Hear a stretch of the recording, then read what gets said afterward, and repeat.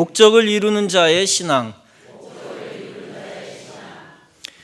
우리에게 크고 작은 목적들이 있습니다.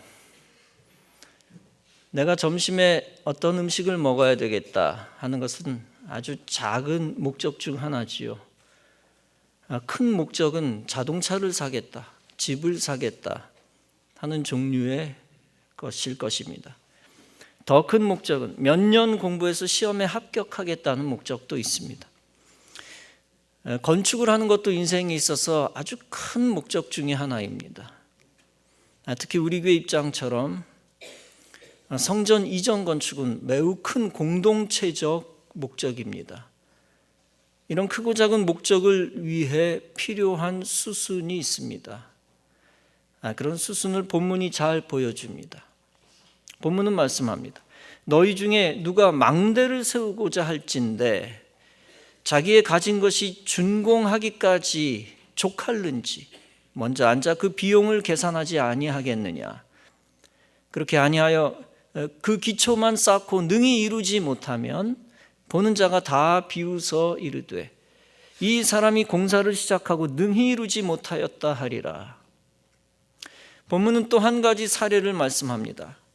또 어떤 임금이 다른 임금과 싸우러 갈 때에 이 한 임금이 다른 임금과 연합해서 어디 간다는 얘기가 아니라 한 임금과 또 다른 임금이 서로 대적하여 부딪힌다는 얘기입니다.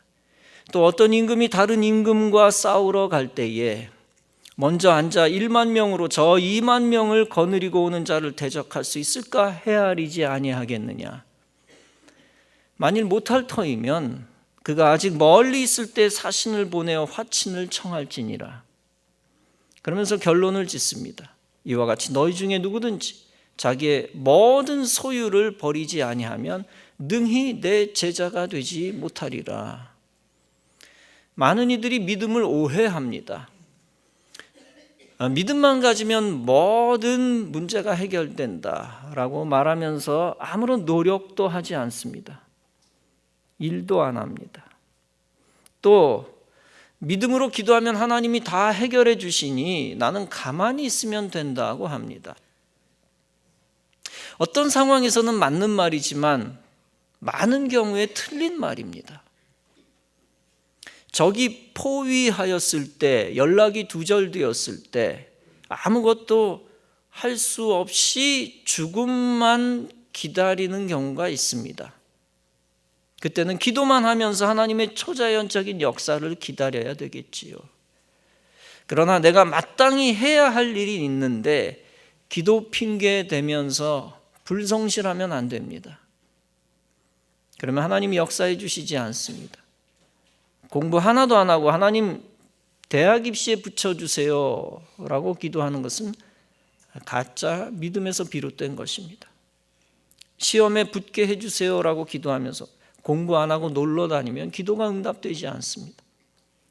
노력하지 않고 메달 따게 해주세요 라고 기도하는 것도 기도를 오해하는 것입니다. 반드시 기도하고 나서 노력하고 노력하면서 기도해야 하는 것입니다.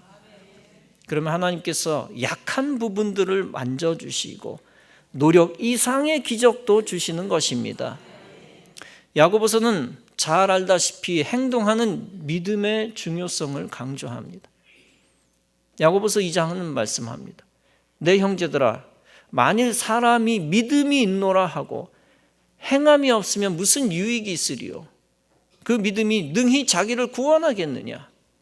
만일 형제나 자매가 헐벗고 일용할 양식이 없는데 너희 중에 누구든지 그에게 이르되 평안히 가라 덥게 하라 배부르게 하라 하면 그 몸에 쓸 것을 주지 아니하면 무슨 유익이 있으리요. 이와 같이 행함이 없는 믿음은 그 자체가 죽은 것이라. 이 야고보서의 말씀은 두 가지 그릇된 믿음을 고발하고 있습니다. 첫째는 믿음으로 구원받았다고 하면서 행실이 엉망진창인 사람입니다. 둘째는 믿음 있는 자 같으나 말만 무성하고 실제 사람들을 위해서 조금이라도 헌신하지 않는 사람입니다. 믿음이 있다면 믿음 있는 자답게 신앙적인 행동과 희생적으로 노력하는 행동을 해야 한다는 뜻입니다. 특히 노력과 행동 가운데 중요한 것이 있습니다. 우선 계획을 잘 세우고 계산하는 것입니다. 많은 이가 계산하는 것을 마치 믿음 없는 것으로 착각합니다. 사람의 생각이 많이 담겼다고 여기기 때문입니다. 때로는 생각이나 계산이 부정적으로 흘러가기 때문입니다. 이를테면 자기 욕심, 자기 합리화의 수단으로 계산이 자주 이용되기 때문입니다. 그렇다고 해서 신자들이 전혀 계산하지 않거나 계획을 세우지 않는 것은 비성서적인 것입니다. 계산하는 것은 하나님이 우리에게 주신 강력한 도구입니다.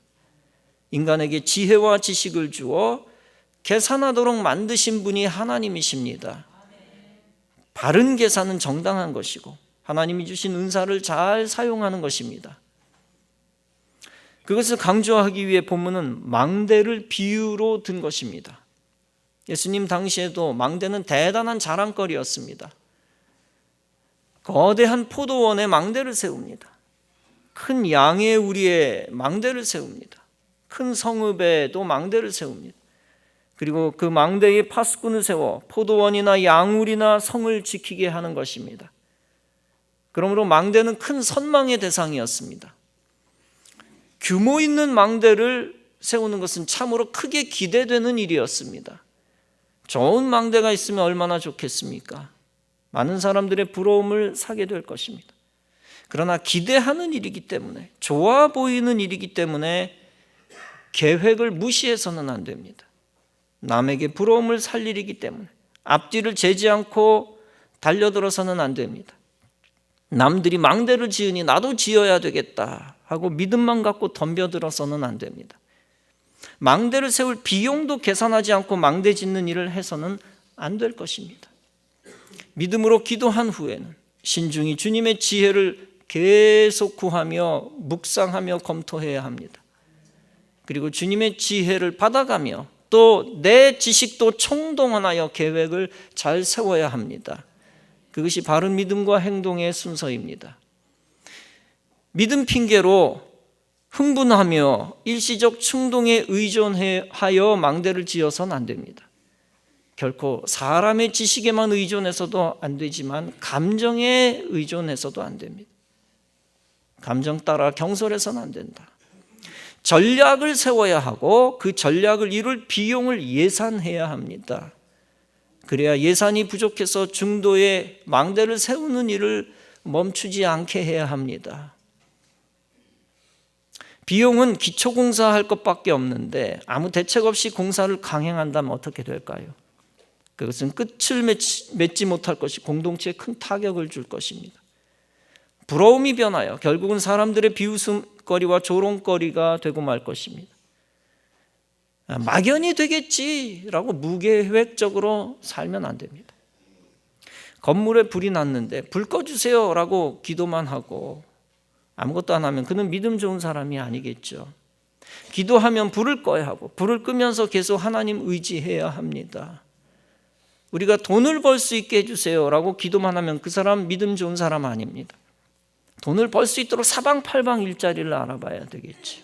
그리고 눈높이를 낮춰서라도 무엇인가 시작하는 것이 중요합니다. 그곳에서 성실하게 일한 후에 더 나은 자리를 모색하고 노력해야 합니다. 더 나은 자리를 위해 기도도 하고 계획도 세우고 희생과 노력도 감수해야 합니다. 고통 없이 얻는 것은 없다는 속담이 있습니다. 주님도 일하지 않는 자는 먹지도 말라고 했습니다. 이스라엘 백성들이 광야에 있을 때는 전혀 먹을 것이 없었습니다. 그때 그들이 할 수 있는 것은 초자연적인 하나님께 간구하는 길뿐이었습니다. 그때 하나님 기도에 응답하시고 만나와 메추라기를 허락해 주셨습니다. 광야에서는 그야말로 일용할 양식만 허락되었습니다. 갑자기 일확천금을 주시거나 어마어마한 양식을 주시지 않았습니다. 방랑자 나그네였던 그들에게 그것이 그들의 믿음 생활에 도움이 되었기 때문입니다. 일용할 양식. 그들은 광야에서 훈련받아야 할 백성들이었습니다. 그런 그들에게 당시 하나님의 방식은 뭐냐? 그들을 교만하지 않게 하는 것이었다. 그렇다고 해서 그들이 아무런 행동도 하지 않고 무위도식하기만 한 것은 아니죠. 그들은 지도자 모세를 따라 가나안 땅으로 가는 거대한 목표를 붙들고 있었습니다. 그리고 작게는 주님이 기적적으로 내려주신 만나와 메추라기를 땀 흘려서 거두는 수고도 하긴 했습니다. 어찌됐건 하나님의 기적을 바라며 기도하면서 동시에 신자는 마땅히 행동해야 합니다. 그러면 그 행동의 열매를 주시고 거기에 더하여 기적을 주시는 것입니다. 주님은 인간이 예산을 세우지 않고 망대 짓는 것에 경고하셨습니다. 그것을 믿음이라는 핑계로 계획 없이 살아가는 것을 경고한 것입니다. 남의 돈 무서운 줄 모르고 믿음 핑계대고 계획 없이 살아가는 거 주님이 좋아하시지 않습니다.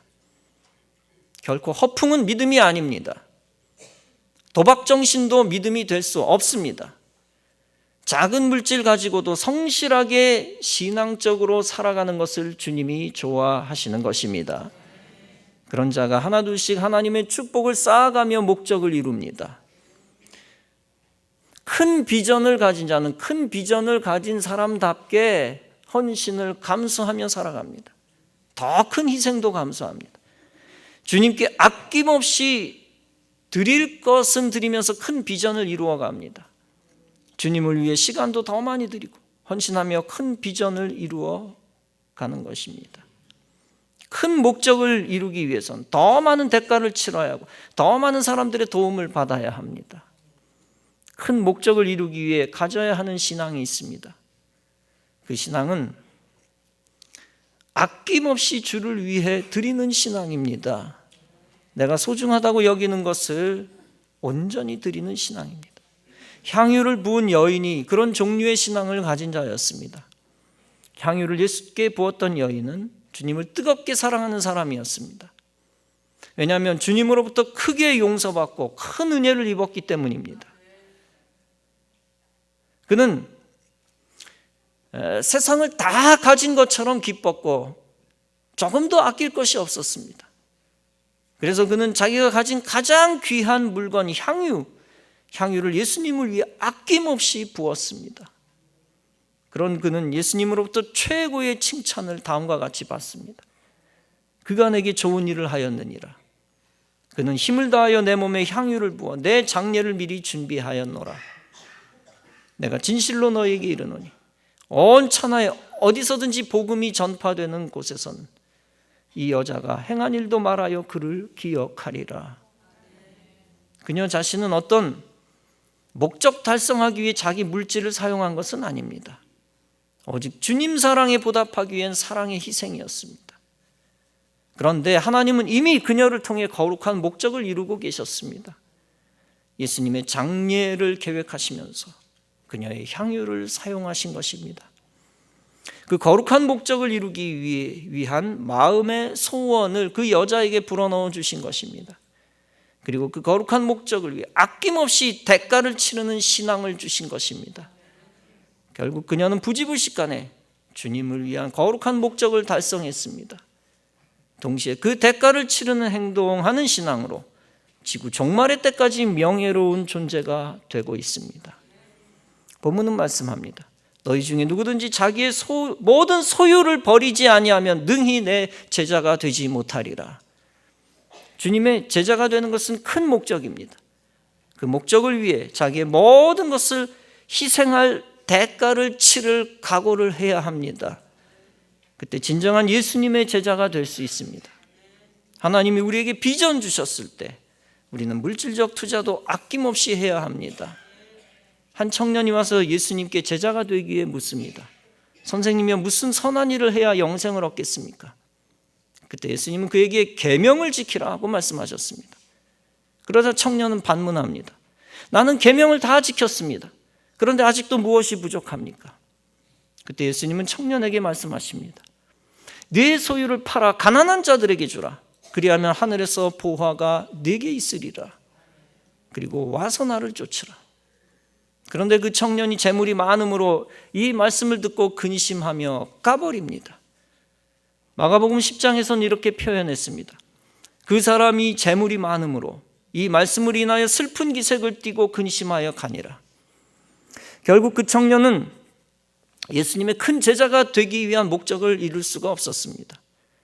생각으로만 큰 생각과 목적을 가졌지 주님이 원하는 대가를 치르지 않았기 때문입니다. 다시 말하면 믿음의 비전에 합당한 행동하는 믿음을 보여주지 못했기 때문입니다.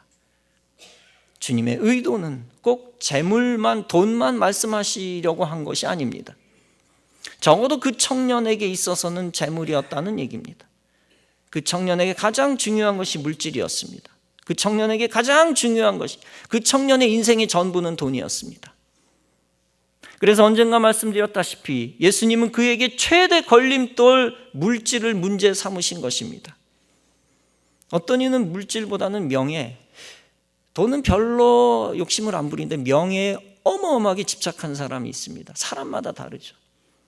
어떤 이는 명예보다는 자신의 가족이 가장 귀한 보물일 것입니다.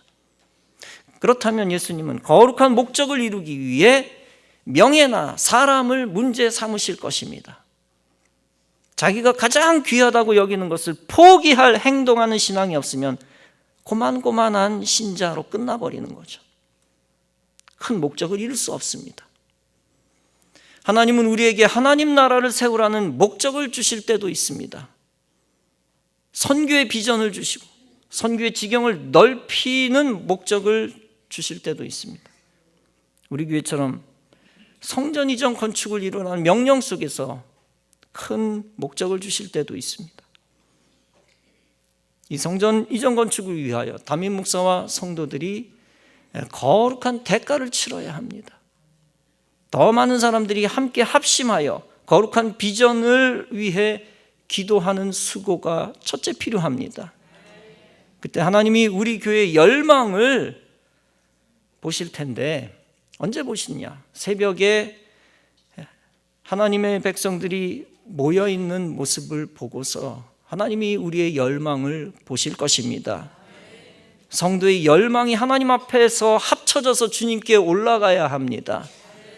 성도의 기도가 금향로의 연기처럼 합쳐져서 주님께 올라가야 합니다.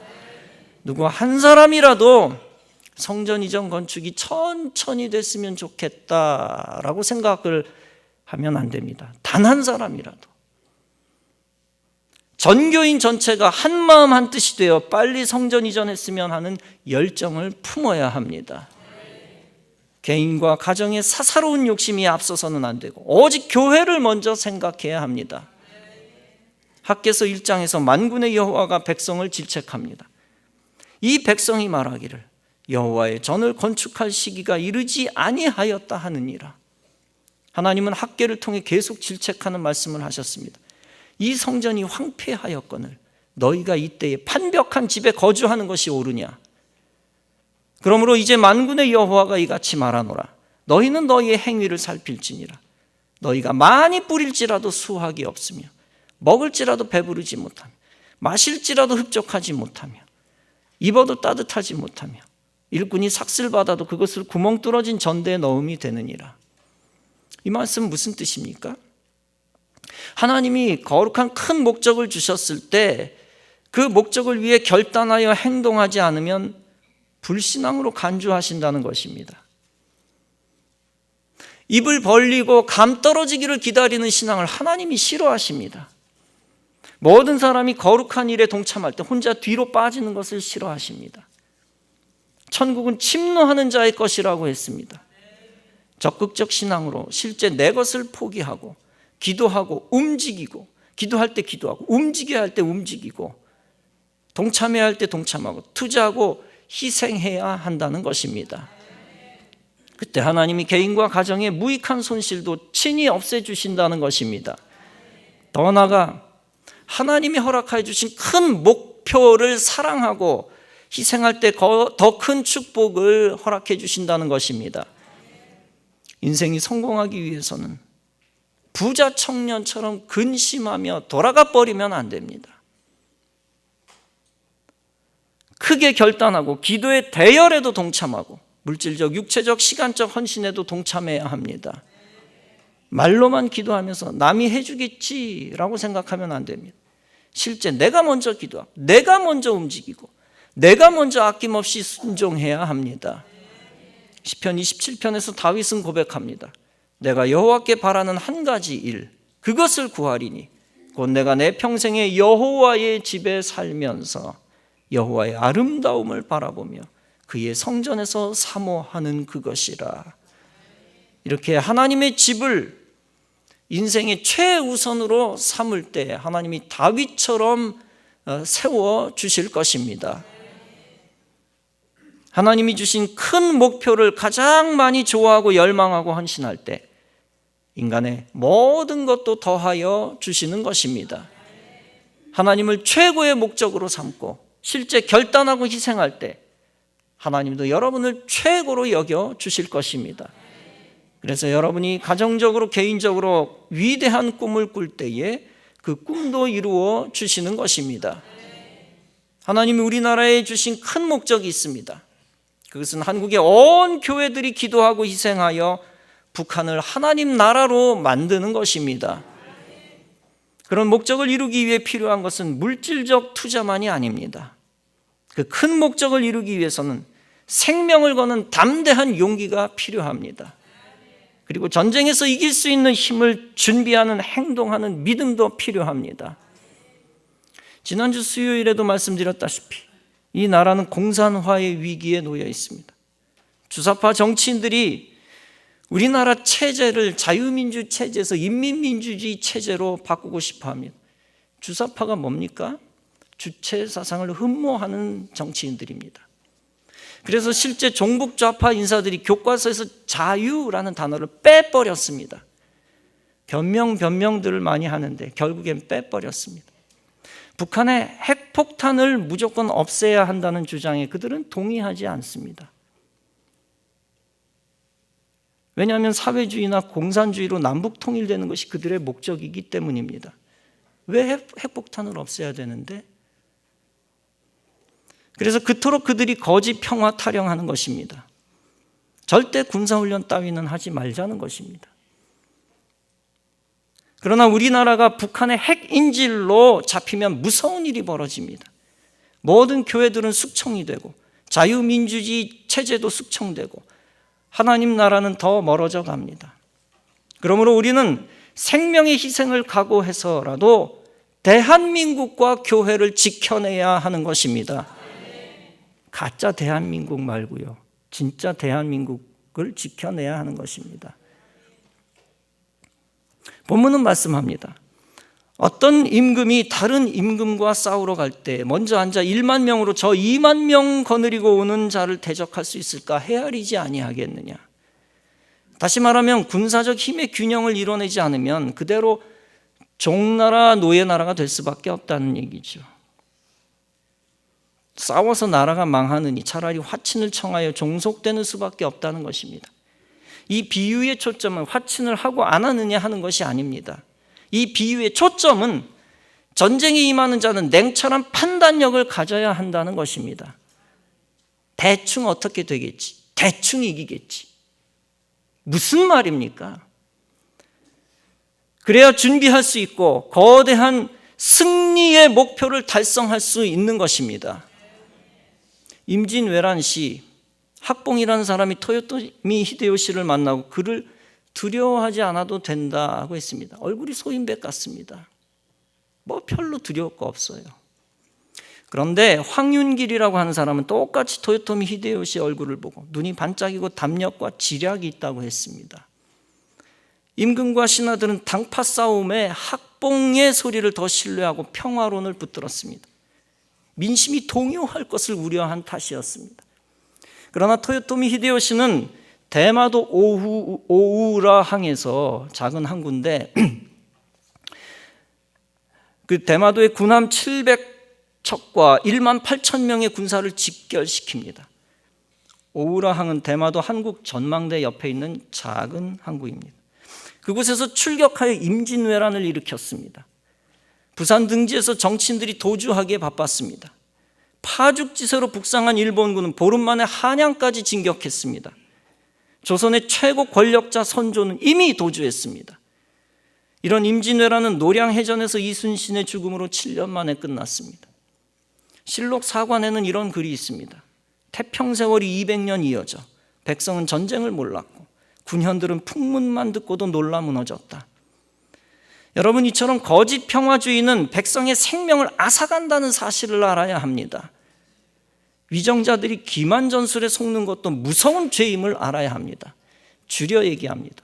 속는 것은 무서운 죄입니다.